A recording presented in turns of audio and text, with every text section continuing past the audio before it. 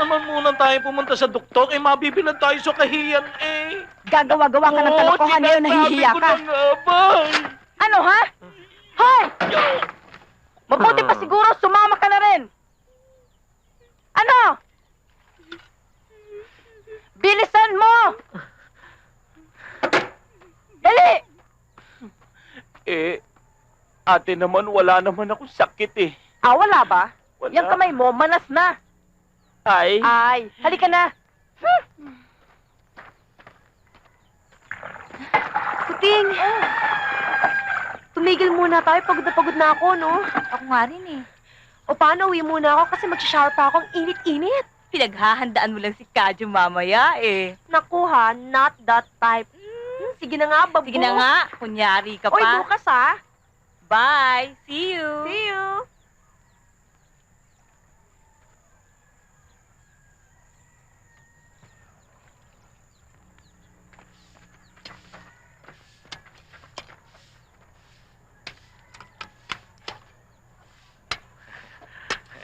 Boss Magno!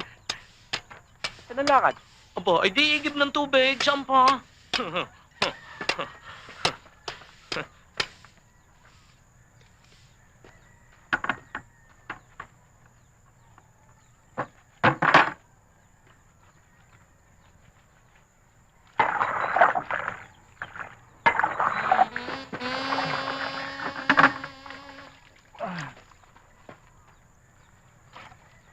Nako, tignan mo ang mga bata ngayon.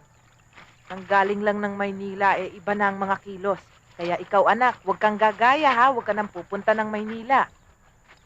Mabuti pa, anak, pumunta ka na lang sa Japan. Buti pa. O kaya sa Brunei. Buti pa, anak.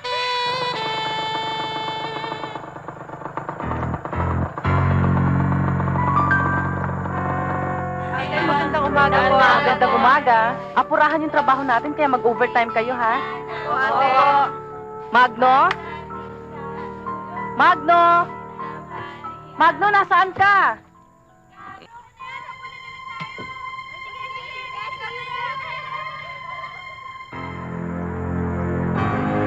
Ano ba yan?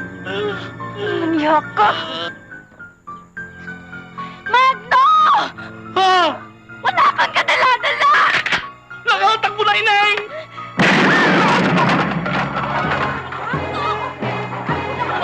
Hindi ka na naawa sa akin!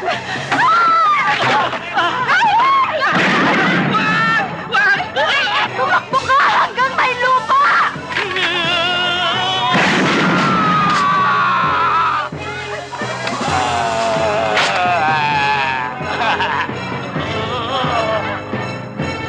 Sige na! Sige na! Tama na! Tama na! Esther, makakamasay yan! Kita! Esther, tama na! Tama na! Isa ka pa! Takbo na! Boss Magno! Magno! Bumalik ka dito!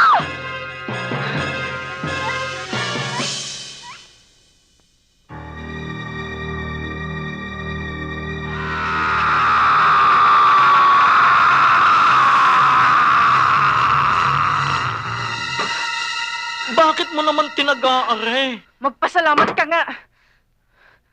Dapat nga ako na nga gumagawa ng paraan. Ako na nagtatrabaho. Para lang wag ka nang mahirapan. Isa na lang ang gagawin mo. Ang mahalin ako. At wag nang pumatol sa ibang babae. Para magkaanak na tayo. Gusto ko din naman magkaanak na eh. Bakit hindi mo sinusunod ang sabi ng doktor? Na kailangan 1 taon na huwag kang sa ibang babae para maging malinis ang iyong sa halip na anak ang ibigay mo sa akin. Sakit ang dinala mo. Magno, tulungan mo ko.